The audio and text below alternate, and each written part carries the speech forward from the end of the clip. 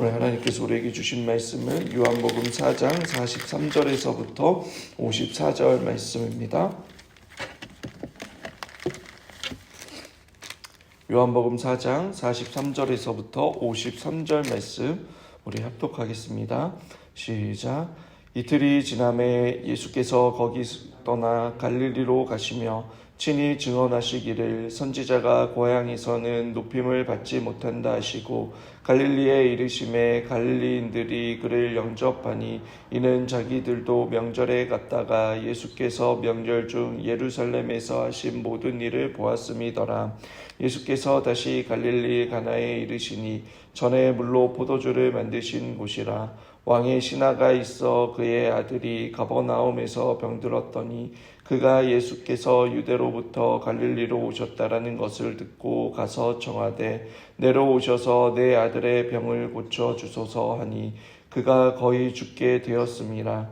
예수께서 이르시되 너희는 표적과 기사를 보지 못하면 도무지 믿지 아니하리라. 신하가 이르되 주여 내 아들이가 죽었기 전에 내려오소서. 예수께서 이르시되 가라 내 아들이 살아있다 하시니 그 사람이 예수께서 하신 말씀을 믿고 가더니 내려가는 길에서 그 종들이 오다가 만나서 아이가 살아있다 하거늘 그 낫기 시작한 때를 물은즉 어제 7시를 열기가 떨어졌나이다 하는지라. 그의 아버지가 예수께서 내 아들이 살아있다 말씀하신 그때인 줄 알고 자기와 그 온 집안이 다 믿으니라. 이것은 예수께서 유대에서 갈릴리로 오신 후에 행하신 두 번째 표적이니라. 아멘. 사도 요한은 4장에서 빛으로 오신 예수님을 영접하지 않는 이스라엘 백성들과 빛으로 오신 예수님을 영접한 소외된 사람들과 이방인의 믿음에 대해 비교하고 있습니다. 유대인들을 그토록 싫어하고 저주했던 사마리안 여인과 또 마을 사람들이 예수님을 그리스도로 고백하고 영접했지만 제자들과 또 유대인들은 그들이 유대인으로서 가지고 있던 종교적인 편견으로 인해 또 잘못된 그 신앙으로 인해 아직 예수님을 받아들이지 못했습니다. 예수님께서는 이틀을 거하시면서 하나님의 나라에 대한 복음을 증거하셨고 41절에 믿는 자들이 더욱더 사마리아 땅 가운데 많아졌다라고 기록하고 있습니다. 하지만 예수님께서는 그곳에 머무시지 않고 갈릴리로 돌아오십니다. 사람들의 환대가 있었지만 성경은 그 이유가 예루살렘에서 하신 일을 보았기 때문이다라고 말하고 있습니다. 이미 갈릴리 지역에는 예수님께서 가나안 혼인잔치에서 물을 포도주로 변화시킨 기적의 소식이 퍼져 있었을 것입니다. 그리고 그것을 목격하지 않는 사람들은 설마라는 의심을 갖고 있었을 것입니다. 그런데 유월절 행사를 위해 예루살렘 성전에서 강도의 소굴이 된 성전을 깨끗이 한 그 사건과 또 여러 개의 그 예루살렘의 사건을 사람들이 목격한 것입니다. 그렇지 않아도 유월절 행사 때마다 예루살렘 성전에서 제물을 구입하고 성전세를 바꿀 때마다 폭류를 취하고 그러한 불합리한 모습에 불만과 분노가 치밀었는데 예수님께서 보여주신 그 모습은 갑자기 사람들의 관심이 쏠리기 시작한 것입니다. 마치 청문회 때의 질의를 통해 초선 의원이 일학 스타가 되는 것처럼 예수님이 갑자기 그러한 존재가 되었습니다. 그렇게 갈릴리에 도착하자 사람들은 예수님에게로 몰려들기 시작한 것입니다. 예수님께서는 그러한 사람들을 향해 뼈있는 한마디를 하십니다. 44절에 친히 증언하시기를 선지자가 고향에서는 높임을 받지 못한다 하시고 사람들의 환대는 있었지만 그건 하나님의 아들로서 믿음을 갖고 예수님을 높이는 것이 아니었습니다. 예수님께서 갈릴리에 도착하셨다는 소문이 약 30km에서 40km 떨어진 가버나움에 거주하는 왕의 신하에게도 전해졌습니다. 그에게 병에 걸린 아들이 있었습니다. 치료하기 위해 온갖 노력을 다했지만 소용이 없었습니다. 갈수록 병세는 악화됩니다. 그러던 중에 놀라운 기적을 행한다라는 그 예수님의 소문을 듣게 된 왕의 신하는 신락 같은 소망을 갖고 예수님께 한 걸음 달려왔습니다. 그에게 30km나 되는 거리는 아무것도 아니었습니다. 한 걸음에 도착한 그는 예수님께 47절에 내 아들의 병을 고쳐주소서라고 간청을 하였습니다. 예수님께서는 신하의 요청에 다소 생뚱맞은 답을 하십니다. 48절에 예수께서 이르시되 너희는 표적과 기사를 보지 못하며 도무지 믿지 아니하니라. 이 말씀은 신하에게 하신 말씀이 아니라 빛으로 오신 예수님을 보고도 믿지 않는 그 이스라엘 백성들에게 향하신 말씀인 것입니다. 신하는 49절에 예수님께서 잘못 들으셨다라고 생각하고 다시 한번 예수님께 더 간절하게 다급하게 주여 내 아이가 죽기 전에 내려오셔서 살려달라고 간구합니다. 왕의 신하는 자신보다 신분과 지위도 낮은 그 청년을 향해 그 모든 것을 버리고 예수님을 자신의 주인이라고 자신을 낮추며 주님이 아니면 안 됩니다라는 그 믿음으로 간절한 간구를 하고 있는 것입니다. 그의 진정성을 증거하는 것이 50절에 예수께서 이르시되 가라 내 아들이 살아있다 하시니 그 사람이 예수께서 하신 말씀을 믿고 가더라라는 그 기록을 통해 알 수 있습니다. 여기에서 살아있다라는 헬라어 단어 짜오는 현재 동사입니다. 아직 죽지 않고 살아있어라는 것입니다. 예수님께서 차라리 병이 나았으니 가라라고 속 시원하게 대답해 주시면 좋을 텐데 그게 아니라 가라 살아있어라고 하시는 것입니다. 그 말을 들은 신하의 마음에 제가 집에서 나올 때만 해도 살아있었어요. 죽지 않았다고요.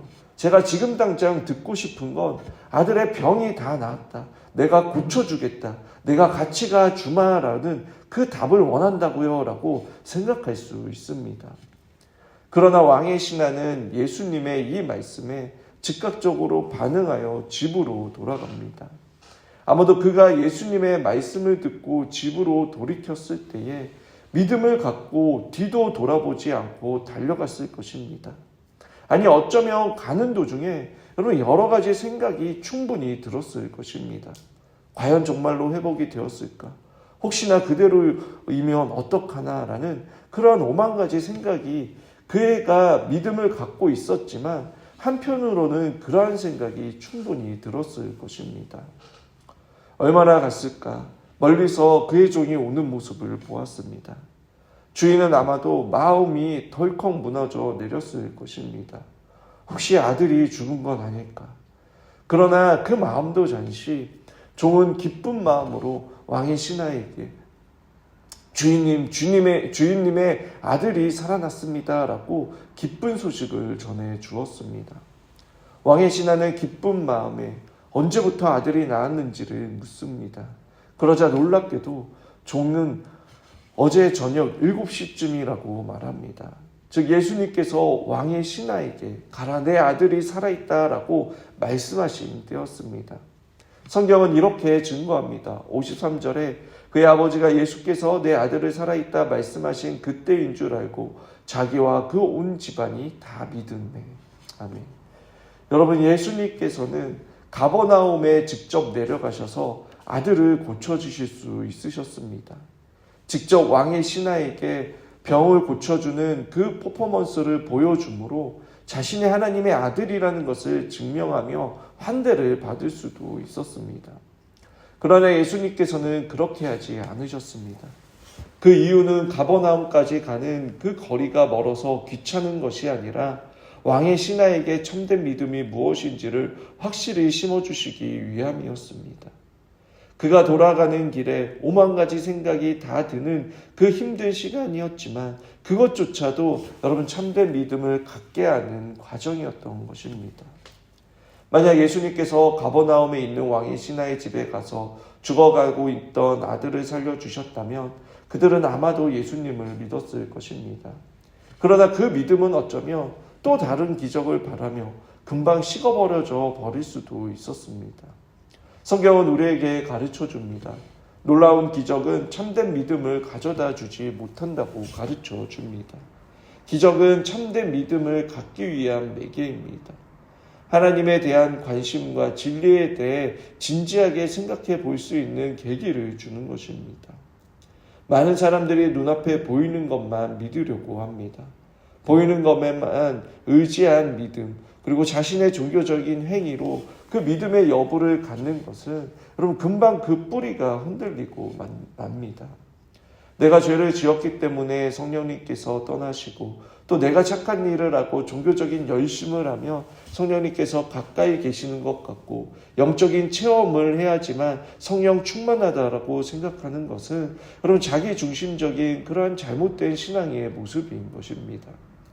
그래서 예수님께서는 너희는 표적과 기사를 보지 못하면 도무지 믿지 아니하리라 라고 말씀하신 것입니다.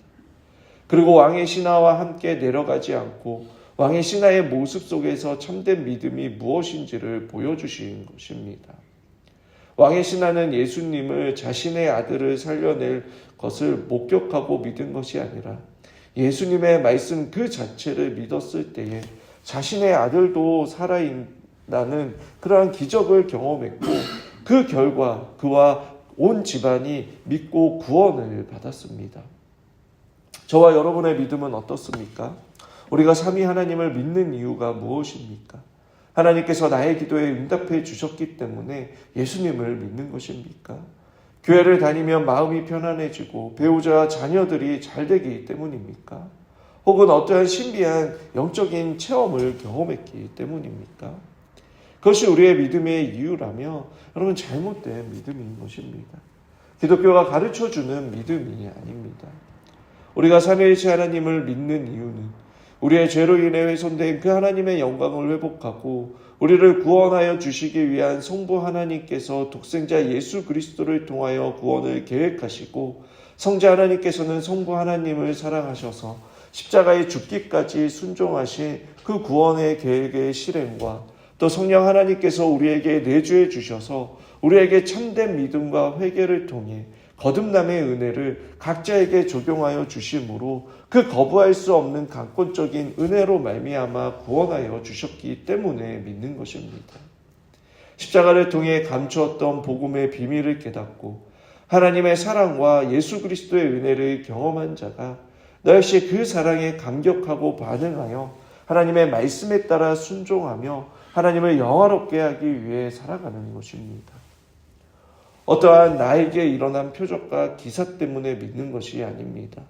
나에게 있어 가장 큰 표적과 가장 큰 기사는 여러분 죄인이었던 내가 삼위 하나님의 구원의 은혜와 사랑을 깨닫고 믿음으로 하나님의 자녀가 된 것입니다. 자기 중심에서 하나님 중심으로 변하고 자신의 영광에서 하나님의 영광을 위해 살아가는 것, 매 순간 모든 일상에서 하나님을 의식하고 하나님을 인정하고 죄에 대해 민감하며 회개할 수 있는 것, 그것이 우리에게 가장 확실한 참된 믿음으로 말미암아 구원을 받았다라는 그 표적과 증거인 것입니다.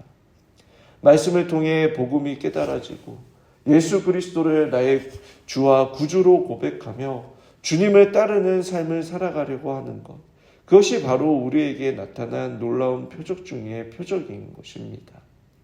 그리고 이 땅을 살아가면서 죽음을 두려워하지 않고 여러분 주님을 만날 날을 기대하며 지금 이 땅에서 하나님의 나라를 맛보며 살아가는 것이 놀라운 기적을 매일 경험하며 살아가는 것입니다.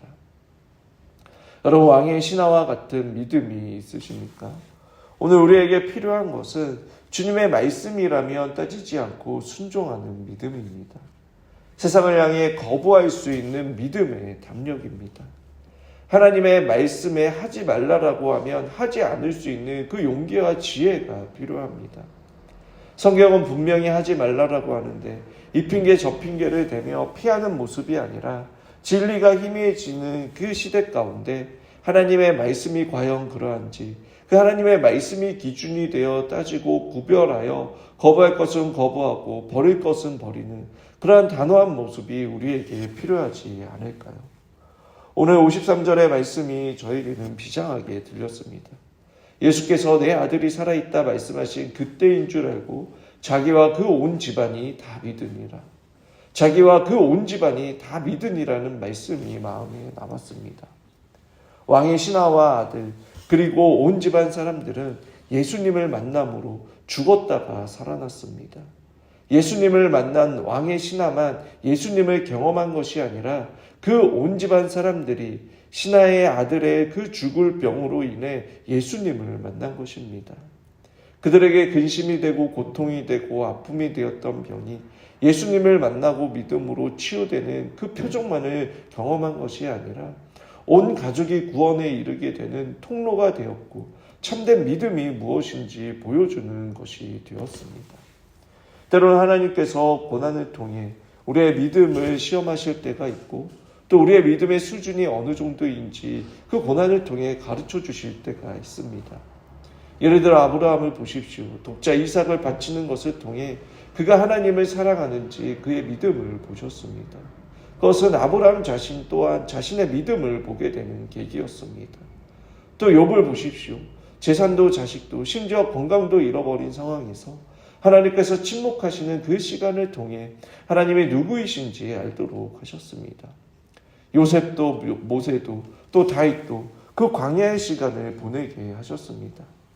그런데 중요한 사실은 하나님께서 그들을 버리시지 않으시고 함께 하셨으며 그들을 포기하지 않으시고 끝까지 책임져 주셨다라는 것입니다. 그리고 하나님께서 정하신 시간에 그 정하신 방법으로 하나님의 선하심을 이루어 가시며 가장 좋은 것을 그들에게 허락하셨습니다. 오늘 이 시간 우리의 믿음을 점검하며 정말 성경이 가르쳐주는 그 참된 믿음을 가지고 우리가 신앙생활을 하고 있는지 또 하나님께서 말씀을 통해 가르쳐 주시는 그 정도대로 신앙생활을 하기를 원하는지 하나님과의 바른 관계 속에서 하나님과 교제하며 하나님의 사랑과 은혜 때문에 그 하나님의 말씀에 순종하고 거룩하게 예수 그리스도를 닮아가며 살아가고 있는지 이 시간 자신을 살펴보며 말씀을 통해 우리의 믿음이 더욱더 견고해지고 깊어질 수 있는 그런 저와 여러분들이 되시길 주님의 이름으로 축원합니다.